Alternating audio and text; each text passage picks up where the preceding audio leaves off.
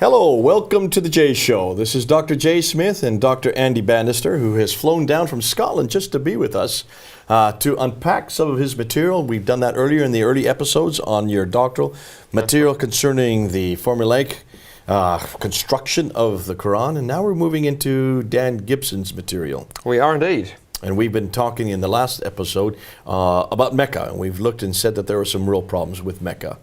And we looked and we asked, well, this is well known even back in the 1980s when Patricia Cullman wrote a book about this problem called Meccan Trade and the Rise of Islam. But you noticed this as well, that there were difficulties with the geographical locations. That's right. To go that I think there's a number of issues we talked about in the last show.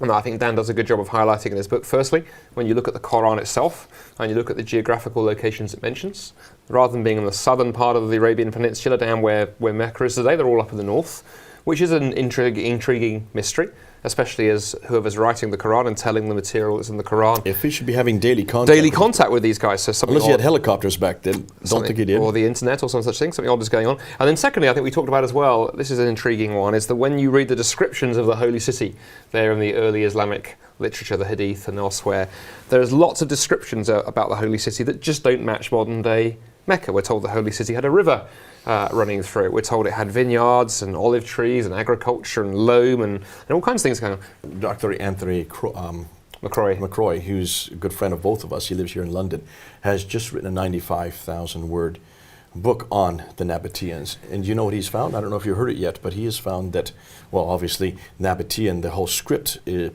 precursors and gives us Arabic as we have today. Much of the Arabic script comes from the Nabatean script. The name Allah is a Nabatean god. Right.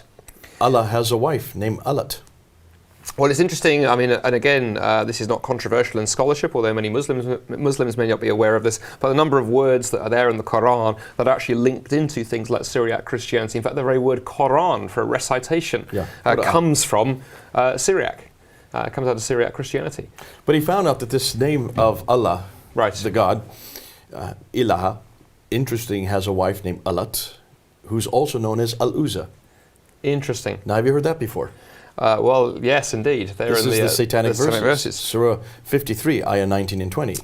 Alat, Al-Manat, and Al-Uzza. And there they are in Nabatean civilization. But interesting on the religious elements as well, of course. What do we read there in the Quran and the Hadith that's surrounding the kind of sacred precinct, the sacred part of the Holy City with these great stone kind of markers, clearly delineating when you were into that sacred area.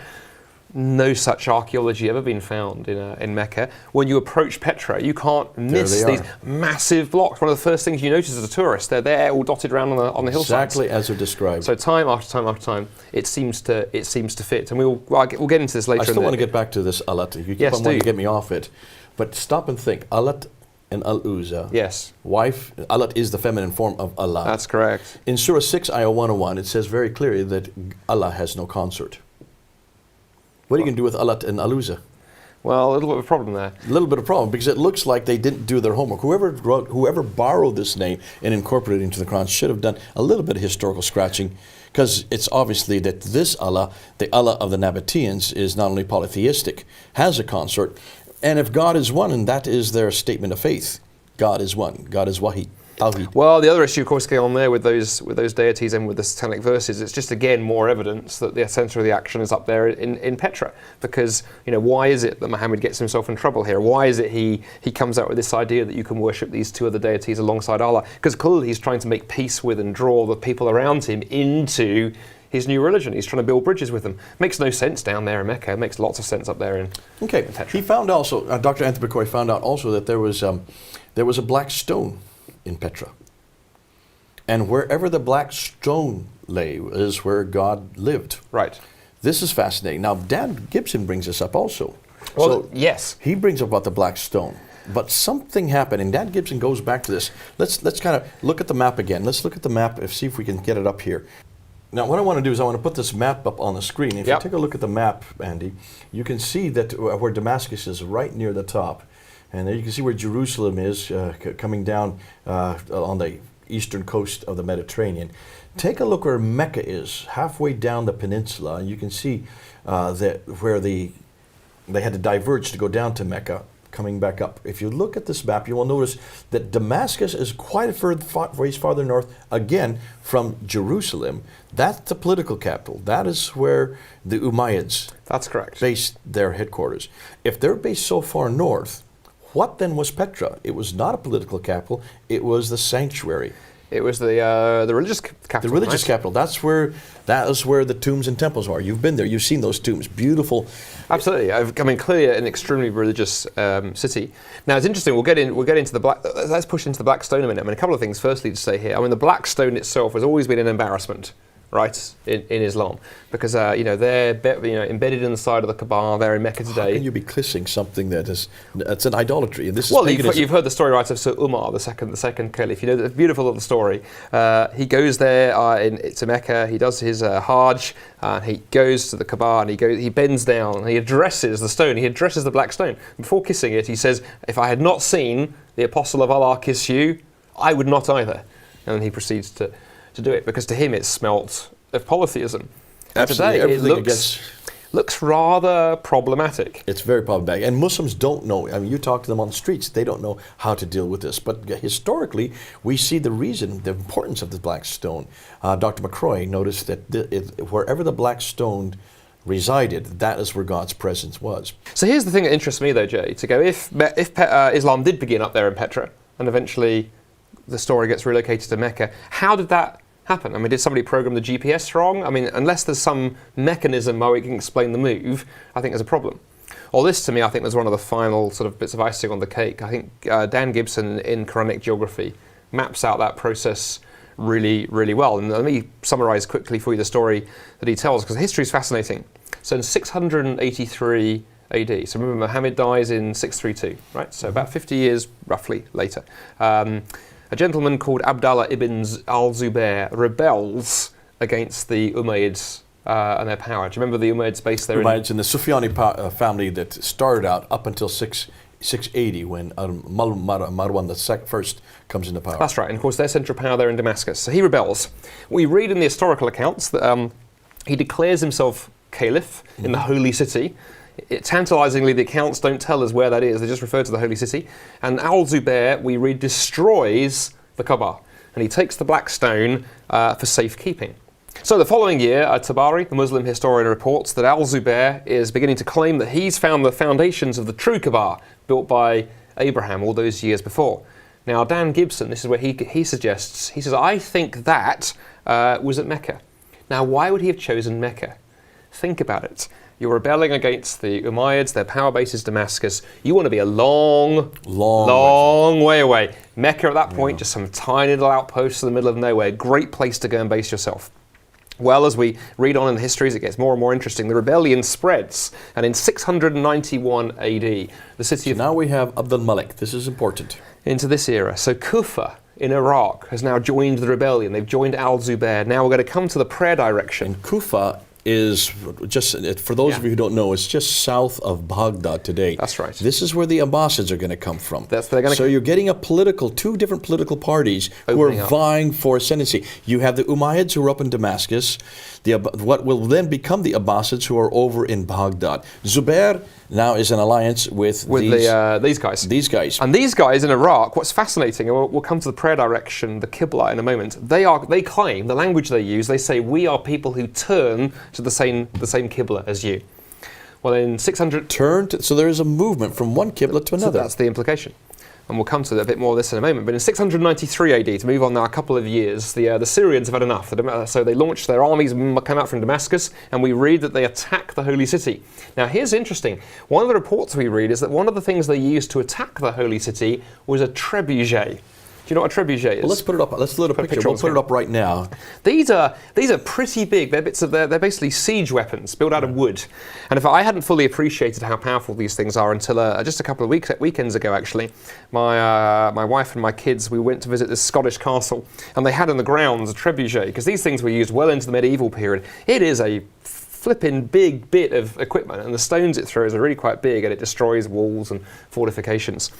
Now here's the fun thing. Archaeology has been done at Petra, in fact lots of archaeology, and we've hauled loads of trebuchet stones out of the ground. They're everywhere. They were clearly used at some point to attack the city. Have a guess how many trebuchet stones we found at Mecca? 0, I'm guessing. 0, that's a very small trebuchet stone right there actually. 0, which is interesting. So no trebuchet stones at Mecca, but they all exist. There are plenty at Petra. So it fits the historical record. It fits the record. Now, moving on, this is great the way the story unfolds. Now, move forward another 10 years, we hit 705 AD. Mosques begin hanging signs on the wall to tell worshippers where to pray. See, until that point, you didn't need to... Everybody knew where it was. Well, because the buildings pointed the whole direction. Exactly. The whole building is orientated on the prayer direction. This is called the Qibla. Something has happened such that now the building's pointing this way, but guys, you've got to pray this way. And the sign is hung. And then, of course, 713 AD. What happens in the story begins to wind up in 713 AD. We mentioned earlier that the Petra now is in ruins. It was ruined by earthquakes. By an earthquake, and when the last earthquake destroys the sanctuary of God, God's presence is no longer That's there. right. And Gibson suggests that's probably the point at which that was considered by people to be divine judgment there on the holy city. And then you mentioned the Abbasids, the new dynasty. Well, in 749 AD, they begin ruling. And they rule take from over. Where are they ruling from? They're ruling from Baghdad. They're ruling from Iraq. And what do? They follow the pattern set by their ancestors in Kufa, and they formally adopt the new prayer direction. And at that point on, all the mosques that are then built after them. It takes till 822 before all the mosques. Exactly. But then because there's some, and you can see, some are facing... Yeah. We're getting and jumping in the button. We are jumping the gun. Let's now go back to the slides. If you open the slides, let's now go back to what Dan Gibson is. But let's talk about prayer directions, shall we? Shall we talk about prayer directions? Let's do that. You've got some great slides here, Jay. These are not my slides. These are Dan Gibson's slides. So we're going to borrowing these from Dan Gibson's. I've got permission from him to do this. And we want you to look at these. He went and he looked at these mosques. Now, what do you want to do? He wanted to find out where the prayer directions, the Qibla. We call this Qibla. Very important question. You can find Qiblas today. You can use apps on your phone. I remember when I was in the hotel there in Malaysia, that right in my hotel room, it had a arrow showing exactly where the prayer direction is. Every mosque has a mihrab, these little niches in the wall to show you where the Qibla is. And that would be the same case back in these days. They always knew where the Qiblas were. Now let's start with this one here, the Mosque of the Two Qiblas there in Medina. Fascinating. It's always been called the Mosque of the Two Qiblas, but no one knew why. It was built in 623, and there's really only one Qibla facing south. When you look at that's the one that everybody faces today. Until 1987. In 1987, they were refurbishing the mosque, and they found a second Qibla, a much earlier Qibla lower down. That's the original Qibla. You can see the red. You can see where the red arrow is. That's facing almost entirely a separate direction. It's facing north from Medina, whereas the Mecca is facing south. Where is it facing? Well, Dan Gibson says it's facing directly at Petra. Here's the great mosque of Guangzhou. Guangzhou is what Canton would be today, built in 627. The Qibla is 12 degrees off. When you pull back and you look and see where it goes to, most people had thought that Qibla was going to Jerusalem. No, it's not. It's going straight through Petra. Here's the Fustat Mosque, built in 641. The description of the original floor plan showed a Qibla to the east and later towards the south. And this is what Fehravadi and Creswell, when they went to look to this mosque back in 1905, they noticed that the original floor plans were facing in the east, and it should have been facing south. They make that. So over 100 years ago, we knew about this, but no one really came to any conclusions. They just assumed they was facing Jerusalem. Dan Gibson says, no, they're not facing Jerusalem. It's facing Petra.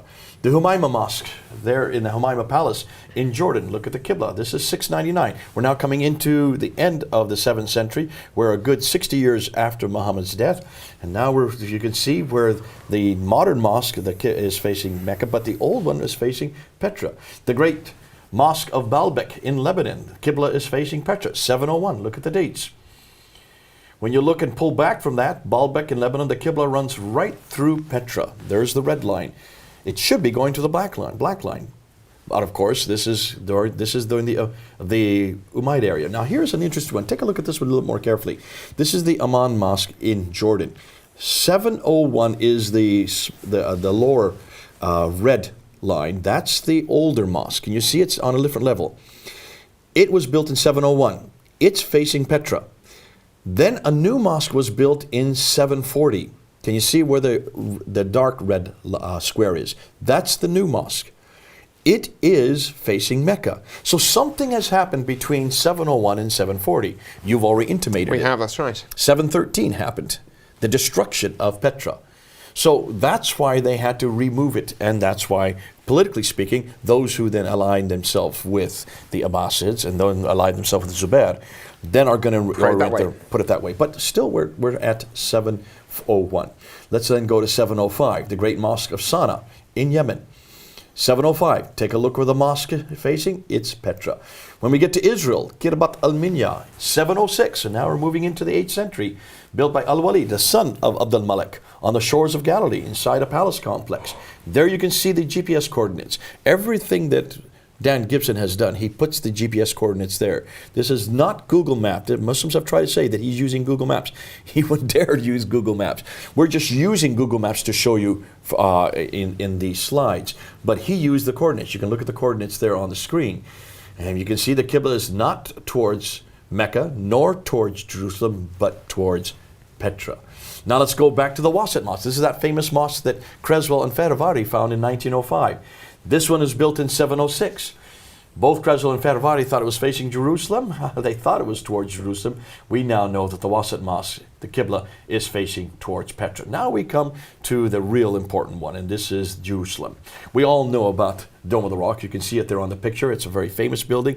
We know that it is the center. Well, what is it known for, Andy? It's known really as the place where Muhammad went up to the seven heavens, known as the Miraj. That's why it was created, was it not? That's right. And so very, very famous building, very 691. 691, extremely important, not least because it's got some very interesting variations in the Quran verses around the Dome on the inside. That we're going to do. That's a discussion for another time. We're going to do that in another episode. But that's fascinating. If you look at the buildings just to the left of it, that kind of light-colored building, that is the Al-Aqsa Mosque. That was built in 709. The Dome of the Rock was built in 691, so therefore the entire citadel is facing one similar direction. Guess where it's facing? And you can't change this today. You can't go and change because you're going to have to change the whole citadel. Both the Al-Aqsa Mosque, built in 709, and the Dome of the Rock, built in 691, are facing Petra. They still are today, proving that this was the sanctuary that the sanctuary, of course, that the Umayyads, in this case Abd al-Malik, because he's the one that built the Dome of the Rock, he wanted that's facing Petra because that was his sanctuary. Damascus Mosque in 709, Qibla is facing Petra, not Mecca. The Anjar Mosque in Lebanon, 714. Now this is a good one because it is still in pristine shape. It was abandoned, has never been rebuilt. And so Dan Gibson is saying, take a look at it. It's right there for everybody to see. In other words, they haven't destroyed the buildings. You can see the entire enclosure is, if you look at when you look back, you can see the entire enclosure is facing Petra when you look at it from afar off. When you go to the Mosque of Umar in Basra in Syria, now we're in 720. The Qibla was canonized in 724, according to Surah 2, I 145 to 149. So we're now almost 100 years later, Andy. Almost 100 years later, and look at this mosque in Syria, 720, and it's facing Petra. Now we come to Kirbat al-Mafjar Mosque in the West Bank. Now we are 100 years later. The Qibla is facing neither towards Jerusalem nor Mecca, but Petra. Take a look. Now this is what Dan gives it. Let's just look and summarize what we've looked at. Notice how up to 725 AD, all of the Qiblas, as you bring them in, as you bring them in, and as you bring them in, look where they come. They all come to Petra, up for the first 100 years. As far away as Guangzhou in China, they're facing Petra. As far down as Sana'a, they're in southern Arabia, it's facing Petra. Egypt to the west, Damascus, Baghdad, Wasit, Kufa, Jerusalem, all of them are facing Petra. Then in 728, here you find a mosque that's neither facing Petra nor Mecca. There seems to be some confusion going on here. And then we get the first mosque that Dan Gibson has found that's finally facing Mecca. And it's as far away as Banbor in Pakistan. Look at the date. 731. How many years after the canonization of the Qibla? Well, about 106. About 106, isn't it? Well, 107 now. So you're talking about over 100 years. It takes them a century for the first mosque to finally be faced the right direction, as we know today. The Mushta Mosque in Amman in 743. Back again, it goes facing Petra, which Dan Gibson suggests, therefore, it's an Umayyad mosque. So even as late as 743, you're having this vying. Which political party are you going to go? Are you going to ally yourself with the Umayyads, or are you going to ally yourself with now the later Abbasids? Those who ally themselves with Umayyads, their mosques are still facing Petra, according as late as 743. Once you get to northern Africa, then you have a real problem. Because when you look at the mosque in northern Africa, they're not facing Petra or Mecca. Here's a case of the fortress in Susa, Ribat Fortress Susa Mosque in Tunisia in 770. It's not facing Petra or Mecca. Dan Gibson suggests that when you look at what they are facing, when you do a line from Petra to Mecca, it parallels that line, suggesting that they're not taking allegiance to either one of these political entities. Cordoba in Spain, 784, you see it's facing also the same Qibla as that there in Tunisia in 770. When you get up to 817, now we're into the 9th century, get out in Tunisia, neither Petra nor Mecca. So what do? We then look at all this, and you can see this is what he did in his book. 100% of the mosques are not towards Mecca. Now, we're not saying that they're exactly Petra, because they are off sometimes a few degrees. Then there's a confusion between 630s, 622, but 630s up until 822. 12% are facing Petra, 50% are pointing towards Mecca. So you can see more and more of them are coming towards Mecca, which means they're allying themselves with the Abbasids up until 749, when the Abbasids really take over. And then by 822, every one of the mosques is facing the Mecca. Now, you talked about the map. Just take a look at this map one more time. There is Petra in the green dot. That's where all the trade routes come to.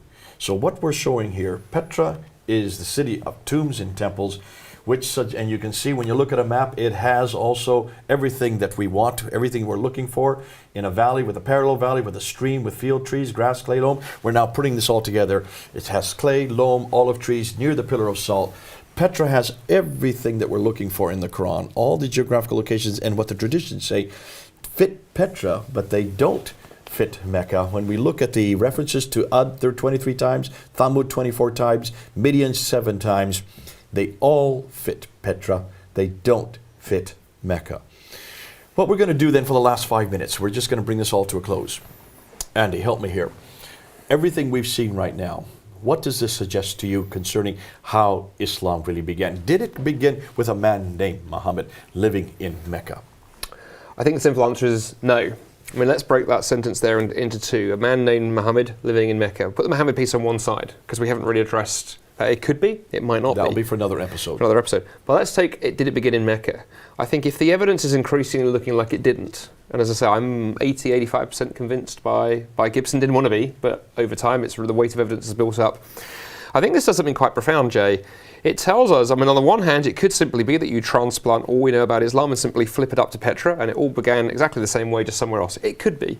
On the other hand, it tells me if something this big and this significant is there in the sources and has been missed, largely because no one's ever bothered asking the question, it raises the question, how much can we actually know about early Islam? How much can we actually know? How reliable are our sources? And I think this is the problem we hit as scholars time and time again. When we try and do scholarship on early Christianity, we have phenomenal sources. We have archaeology, we have great texts, we have great manuscripts. This was one of the big criticisms of the book of Acts, written by Luke, because it seemed they keep on saying he has the wrong people at the wrong place, doing the wrong thing at the wrong time. We have now found that in every case, Luke got it correct. We don't even have time to unpack what we now know about the book of Acts and the book of Luke. Because exactly. as a medical doctor, he was very interested in historical objectivity. He was interested in history, and the simple fact is that when unlike the Islamic sources that are very, very sort of tendentious, they refer to the holy city but don't tell you where. The things like the book of Acts and the Gospels, they give us names, they give us dates, they give us places, and we go check. We can go do the archaeology. There's a whole discipline of biblical archaeology. If listeners are interested, there's a magazine I think called Biblical Archaeology Review. It's called that very well. In fact, you can get it online. You can just from memory. Now, here's the thing. Become a member. I guarantee you, you cannot go to your local sort of your journal supplier and ask them, could you possibly get me Quranic Archaeological Review? There is no such journal, because there simply isn't the work to be done. And so for me, not yet. We're going to help them. For me, Jay, I think the exciting thing about this, or the fascinating thing about this, is it just really undercuts this whole question of the reliability of the sources. And if I was a Muslim faced with this, I think it would cause me to ask some very, very severe questions. And what I say to Muslim listeners, look, it's very simple. You can be a Muslim because you think it works for you and you can stop there. You can be a Muslim just because your family told you so and you can leave it there. But be honest in what you're doing. You have nothing else supporting it. You're simply supporting it because it makes you feel good or because you're actually afraid of it's your tradition, it's what your families have done, it's what you've been taught. But if you want to push a little bit further and go, I want to believe what is actually true, we need to go that little bit further. And see, this is also where I think a little bit of theology becomes important. At the end of the day, we're not just talking about some abstract piece of information. We're talking about who God is, how God can be known, what we have to do to know God, to have our sins and our brokenness dealt with. A lot rides on whether these things are true. When I stand before God on the day of judgment, I don't want to simply fall back on going, well, it's because my mum told me. I want to be able to go, the reason I follow Jesus Christ is because I believe the evidence. And to go to my Muslim friends listening to this, however painful, and I appreciate that it's painful. I have many friends like you do who were Muslims who are now Christians. It is not always easy to face up to the fact that, not that you've been lied to. In many cases, your parents have been very genuine. They believed it because they were told it. But actually face up to the questions can be tough. But at the end of the day, on the day of judgment, I think you want to be facing the question of when I stand before God, what am I going to lean back on? Am I going to lean back on simply because someone told me a good idea? Or am I going to actually go, I've checked these things out and I've had the courage to pursue the truth? And Jesus Christ famously said, those who seek will find. And to Muslims watching this, do seek. Do check these things out. Go watch the show again. Look at the evidence that we've offered here. Go read Dan's book. Do yourself the favour of checking out if these things are true. And if they're not, have the courage to check out Jesus Christ, for whom the evidence is infinitely better. Absolutely. Andy, we have a special tour here at the British Museum where we've looked at the Bible in the British Museum, and we've looked at Abraham, and we've looked at Moses, we've looked at 1st and 2nd Kings, 1st and 2nd Chronicles, 1st and 2nd Samuel, and we have found that artifact after artifact after artifact, stelas and obelisks and murals, tablets, in every case, they fit the biblical record. Now, there's that famous saying by Dr. Nelson Gluck. He says there has never been one piece of historical evidence, whether it's obelisk or stela or a tablet or mural, that has been found yet that controverts a properly understood biblical statement. To me, that's amazing. We've already done this test. We've already gone through it. We've already put the Bible to scrutiny, as we've been saying quite a few times in our episodes. The Bible has been scrutinized, has been vilified, has been given redacted criticism, source criticism, historical, higher and lower criticism, literary criticism. It has gone through every one of these criticisms, and it has been able to answer every one of them. Now we're just asking simple manuscript evidence. We're looking at artifacts. We're looking at places, dates, names, events. 65 geographical locations. We find them in the wrong place. And in every case we have seen, and almost every time we ask the same questions of the Quran, it comes up wanting. Not of the Bible, but of the Quran. We're going to have to end it there. It's been great having Andy here. Andy, thanks so much for flying all the way down here to be with us. It's been great to be with you guys. It's been good to talk about your formulaic material, but also this material on the historicity. This is damaging. We understand that. Listen, don't worry about this book. This book has lots of problems. We've said it many times, and we have pretty much keep it small for that reason. Come back to the bigger, the better book. Come back to Jesus Christ, the man behind the book and the man that we talk about, because he can be, yes, critiqued, and he stands above criticism. Not so Muhammad, and not so the Quran. Thanks for coming, Andy. God bless you as you fly back up there. Cheers. And make sure that you take this material with you. Don't ever stop preaching. It's been terrific. Thanks, having you Jay. here. Been great to be with you.